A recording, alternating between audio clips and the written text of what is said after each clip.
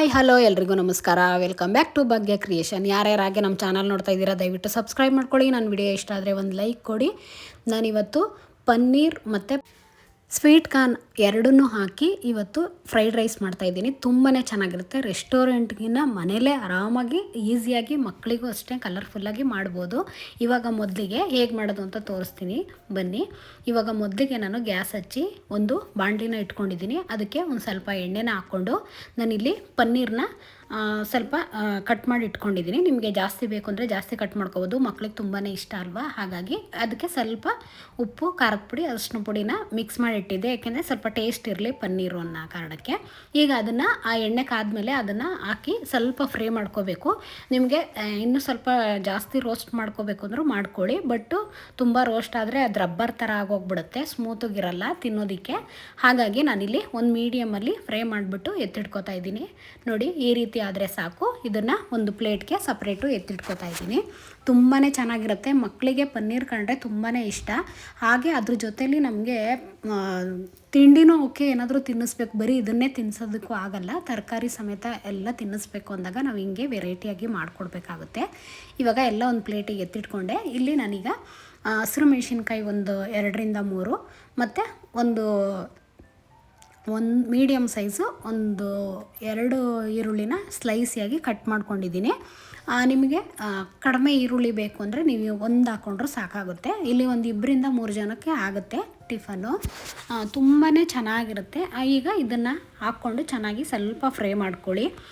ಏಕೆಂದರೆ ಉದ್ದಕ್ಕೆ ಕಟ್ ಮಾಡ್ಕೋಬೇಕು ನಾವು ಫ್ರೈಡ್ ರೈಸ್ ಮಾಡುವಾಗ. ಹಾಗಾಗಿ ಇಲ್ಲಿ ಅದ್ರ ಜೊತೆಲಿ ಮತ್ತು ಕ್ಯಾರೆಟು ಮತ್ತು ಬೀನ್ಸು, ಅಂದರೆ ಈರುಳ್ಳಿ ಎಲ್ಲ ಫ್ರೈ ಆದಮೇಲೆ ನಾವು ಕ್ಯಾರೆಟು, ಬೀನ್ಸು ಫಸ್ಟಿಗೆ ಹಾಕ್ಕೋಬೇಕಾಗುತ್ತೆ.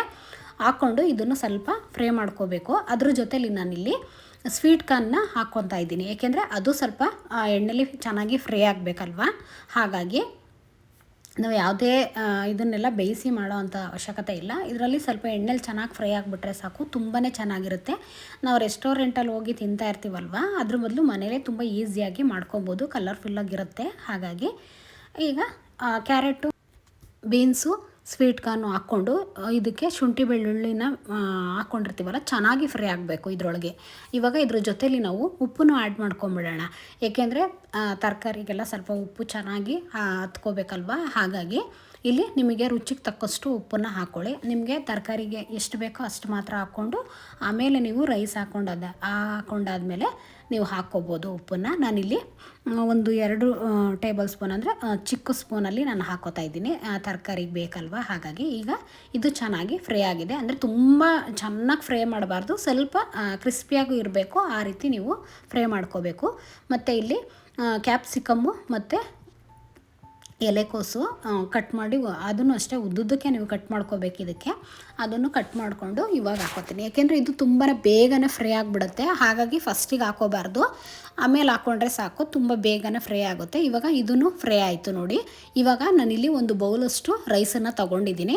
ನೀವು ಬಾಸುಮತಿ ಅಕ್ಕಿಲಿ ಮಾಡ್ಕೋಬೋದು, ತುಂಬಾ ಚೆನ್ನಾಗಿರುತ್ತೆ. ಸಿಂಪಲ್ ರೆಸಿಪಿ, ತುಂಬ ಫಾಸ್ಟಾಗಿ ಆಗುತ್ತೆ. ಬೆಳಗ್ಗೆ ಎದ್ದು ಏನು ತಿಂಡಿ ಮಾಡೋದು ಅಂತ ತಲೆನೋವೇ ಇರಲ್ಲ, ಇಷ್ಟು ಫಾಸ್ಟಾಗಿ ಮಾಡ್ಕೋಬೋದು. ಇವಾಗ ಒಂದು ಬೌಲಷ್ಟು ರೈಸನ್ನು ನಾನಿಲ್ಲಿ ಹಾಕ್ಕೊಂಡಿದ್ದೀನಿ. ಈಗ ಇದನ್ನು ಮಿಕ್ಸ್ ಮಾಡ್ಕೊಳ್ಳೋಣ ಸ್ವಲ್ಪ. ಅಂದರೆ ನಾವಿಲ್ಲಿ ಇವಾಗ ನಾವು ರೈಸ್ ಹಾಕ್ಕೊಂಡ್ಮೇಲೆ ಸ್ವಲ್ಪ ಉರಿನ ಕಡಿಮೆ ಮಾಡ್ಕೋಬೇಕಾಗುತ್ತೆ. ಏಕೆಂದರೆ ತಳ ಸೀದೋಗ್ಬಿಡುತ್ತೆ ನಾವು ಹಾಗೇ ಬಿಟ್ಟರೆ ಮಸಾಲ ಹಾಕೋರು. ಇವಾಗ ನೋಡಿ, ನಾನಿಲ್ಲಿ ಒಂದು ಅರ್ಧ ಟೇಬಲ್ ಸ್ಪೂನಷ್ಟು ನಾನು ಗರಂ ಮಸಾಲ ಮತ್ತು ಇಲ್ಲಿ ಒಂದು ಅರ್ಧ ಟೇಬಲ್ ಸ್ಪೂನಷ್ಟು ಪೆಪ್ಪರ್ ಪೌಡರ್ ಹಾಕೋತಾ ಇದ್ದೀನಿ. ಇಲ್ಲಿ ಇನ್ನೊಂದು ಅರ್ಧ ಟೇಬಲ್ ಸ್ಪೂನಷ್ಟು ಚಿಕನ್ ಮಸಾಲ ಪುಡಿ ಹಾಕೋತಾ ಇದ್ದೀನಿ. ನಿಮಗೆ ಇದು ಆಪ್ಷನ್ಸು, ಚಿಕನ್ ಮಸಾಲ ಬೇಕು ಅಂದರೆ ಹಾಕ್ಕೊಳ್ಳಿ. ಕೆಲವು ಮಕ್ಕಳಿಗೆ ಸ್ವಲ್ಪ ಟೇಸ್ಟಿಯಾಗಿ ಇರಬೇಕಾಗುತ್ತೆ, ಒಂದು ಸ್ವಲ್ಪ ಮಸಾಲ ಇಷ್ಟಪಡ್ತಾರೆ ಅಂಥವ್ರು ಈ ಥರ ಹಾಕ್ಕೋಬೋದು. ಇವಾಗ ಸ್ವಲ್ಪ ಮಳೆಗಾಲ ಬೇರೆ ಅಲ್ವಾ, ಸ್ವಲ್ಪ ಟೇಸ್ಟ್ ಚೆನ್ನಾಗಿರಲಿ ಅನ್ನೋ ಕಾರಣಕ್ಕೆ ನಾನು ಹಾಕ್ಕೊಂಡಿದ್ದೀನಿ. ಇಲ್ಲಾಂದರೆ ನೀವು ಮೆಣಸಿನ ಪುಡಿನ ಜಾಸ್ತಿ ಹಾಕ್ಕೋಬೋದು. ಮತ್ತು ಇಲ್ಲಿ ಒಂದು 2 ಟೇಬಲ್ ಸ್ಪೂನಷ್ಟು ಸೋಯಾ ಸಾಸ್ ಹಾಕೋತಾ ಇದ್ದೀನಿ. ಅಂದರೆ ಸೋಯಾ ಸಾಸ್ ಹಾಕಿದ್ರೆ ನಿಮಗೆ ರೆಸ್ಟೋರೆಂಟ್ ಸ್ಟೈಲಲ್ಲಿ ಅದೇ ಟೇಸ್ಟು ನಿಮಗೆ ಸಿಗುತ್ತೆ. ಇಲ್ಲಾಂದ್ರೆ ಅಷ್ಟೊಂದು ಟೇಸ್ಟ್ ಇರಲ್ಲ. ಹಾಗಾಗಿ ಒಂದು ಸ್ವಲ್ಪ ಹಾಕ್ಕೊಳ್ಳಿ, ಏಕೆಂದರೆ ಮಕ್ಕಳಿಗೂ ಇಷ್ಟ ಆಗುತ್ತೆ. ಈ ರೀತಿ ಅದರಲ್ಲಿ 1 ಸ್ಪೂನ್ ಹಾಕಿದ್ರೆ ಏನಾಗ್ಬಿಡಲ್ಲ. ಇಲ್ಲಾಂದರೆ ನೀವು ಹಾಗೆ ಬೇಕಾದರೂ ಮಾಡ್ಬೋದು, ಏನೂ ತೊಂದರೆ ಇಲ್ಲ. ಬಟ್ ಇಲ್ಲಿ ನಾನು ಯೂಸ್ ಮಾಡ್ತಾಯಿದ್ದೀನಿ. ಮತ್ತು ಇಲ್ಲಿ 1.5 ಟೇಬಲ್ ಸ್ಪೂನಷ್ಟು ವಿನೆಗರ್ನ ಹಾಕೋತಾ ಇದ್ದೀನಿ. ನೀವು ವಿನೆಗರ್ ಇಲ್ಲ ಅಂತಂದರೆ ನಿಂಬೆ ರಸ ಬೇಕಾದ್ರೆ ಒಂದು ಅರ್ಧ ಹೋಳು ಹಾಕ್ಕೊಳ್ಳಿ, ಅದು ಇನ್ನೂ ತುಂಬ ಚೆನ್ನಾಗಿ ಟೇಸ್ಟ್ ಕೊಡುತ್ತೆ ನಿಮಗೆ. ಮತ್ತು ಇವಾಗ ಎಲ್ಲ ಚೆನ್ನಾಗಿ ಮಿಕ್ಸ್ ಮಾಡ್ಕೊಳ್ಳೋಣ. ಏಕೆಂದರೆ ನಿಮಗೆ ಗರಂ ಮಸಾಲನೂ ಅಷ್ಟೇ, ನಿಮಗೆ ಚಿಕನ್ ಮಸಾಲನೂ ಅಷ್ಟೇ, ಆಪ್ಷನ್ಸ್ ಅಷ್ಟೇ. ಸ್ವಲ್ಪ ಸ್ಪೈಸಿ ಬೇಕು ಅಂದರೆ ಹಾಕ್ಕೊಳ್ಳಿ, ಇಲ್ಲಾಂದರೆ ಅವೆರಡೂ ಬೇಕಾದ್ರೂ ಸ್ಕಿಪ್ ಮಾಡ್ಕೋಬೋದು. ಬರೀ ಮೆಣಸಿನ ಪುಡಿ ಹಾಕ್ಕೊಂಡ್ರೆ ಸಾಕು. ಏಕೆಂದರೆ ಹಸಿರು ಮೆಣಸಿನ್ಕಾಯಿ ನಾವು ಒಂದು ಸ್ವಲ್ಪ ಆಲ್ರೆಡಿ ಹಾಕಿದ್ದೀವಲ್ವ, ಇದಕ್ಕೂ ಮ್ಯಾಚ್ ಆಗುತ್ತೆ. ಅಂದರೆ ಪೆಪ್ಪರ್ ಪೌಡ್ರ್ ಸ್ವಲ್ಪ ಜಾಸ್ತಿ ಹಾಕ್ಕೋಬೇಕಾಗುತ್ತೆ ಅಷ್ಟೇ, ತುಂಬ ಚೆನ್ನಾಗಿರುತ್ತೆ. ಇವಾಗ ನೋಡಿ ಮಿಕ್ಸ್ ಮಾಡಿಕೊಂಡು ಇವಾಗ ಪನ್ನೀರನ್ನ ನಾವು ಫ್ರೈ ಮಾಡಿ ಎತ್ತಿಟ್ಕೊಂಡಿದ್ವಲ್ಲ, ಅದನ್ನು ಇದ್ರ ಜೊತೆಲಿ ಹಾಕ್ಕೊಂಡು ಈ ರೀತಿ ಚೆನ್ನಾಗಿ ಮಿಕ್ಸ್ ಕೊಡಬೇಕು. ಅಂದರೆ ಮೀಡಿಯಮ್ಮು ಫುಲ್ಲು ಸ್ಲೋ ಇಟ್ಕೋಬೇಕು ಊರಿನ, ಏಕೆಂದರೆ ತುಂಬ ಈ ಫ್ಲೇಮಲ್ಲಿ ನಾವು ಫ್ರೈ ಮಾಡೋಕ್ಕಾಗಲ್ಲ ಇವಾಗ, ಏಕೆಂದರೆ ಎಲ್ಲ ಮಿಕ್ಸಿಂಗ್ ಆಗಬೇಕಲ್ವ. ಹಾಗಾಗಿ ಈಗ ಚೆನ್ನಾಗಿ ಮಿಕ್ಸಿಂಗ್ ಕೊಟ್ಬಿಟ್ಟು ಮೇಲ್ಗಡೆ ಈ ರೀತಿ ಕೊತ್ತಂಬರಿ ಸೊಪ್ಪು ಹಾಕ್ಕೊಂಡು ಮಿಕ್ಸ್ ಕೊಟ್ಬಿಡೋಣ. ಎಷ್ಟು ಕಲರ್ಫುಲ್ಲಾಗಿ ಕಾಣಿಸ್ತಿದೆ ನೋಡಿ. ಮಕ್ಕಳು ನಿಜ ಬೇಡ ಅಂತಾರೆ, ಬೇಡ ಅಂತ ಯಾವುದೇ ಕಾರಣಕ್ಕೂ ಅನ್ನಲ್ಲ. ಈ ರೀತಿ ಮಾಡಿಕೊಟ್ರೆ ಮಕ್ಕಳಿಗೆ ಸಖತ್ ಇಷ್ಟ ಆಗುತ್ತೆ, ಮತ್ತು ಟೇಸ್ಟಿನೂ ಇರುತ್ತೆ, ಆರೋಗ್ಯವಾಗಿರ್ತಾರೆ ಅಂತಂದಾಗ ನಾವು ಯಾಕೆ ಈ ರೀತಿ ಎಲ್ಲ ಮಾಡಿಕೊಡ್ಬಾರ್ದು. ಮಾಡಿಕೊಟ್ರೆ ಮಕ್ಕಳೂ ತಿಂತಾರೆ, ನಮಗೂ ಖುಷಿ ಆಗುತ್ತೆ. ನೋಡಿ ಎಷ್ಟು ಚೆನ್ನಾಗಿ ಕಾಣಿಸ್ತಾ ಇದೆ ಕಲರ್ಫುಲ್ಲಾಗಿ. ಮಕ್ಕಳು ಇದು ನೋಡಿದ್ರೆ ಸಾಕು, ಬೇಡ ಅನ್ನೋಕ್ಕೆ ಸಾಧ್ಯನೇ ಇಲ್ಲ. ಒಮ್ಮೆ ನೀವು ಟ್ರೈ ಮಾಡಿ, ಲಂಚ್ ಬಾಕ್ಸಿಗೆ ತುಂಬಾ ಈಸಿಯಾಗಿರುತ್ತೆ. ಹೀಗೆ ನಮ್ಮ ಚಾನಲ್ನ ಸಪೋರ್ಟ್ ಮಾಡಿ, ಸಬ್ಸ್ಕ್ರೈಬ್ ಮಾಡ್ಕೊಳ್ಳಿ, ಶೇರ್ ಮಾಡಿ, ಕಮೆಂಟ್ ಮಾಡಿ. Thank you for watching.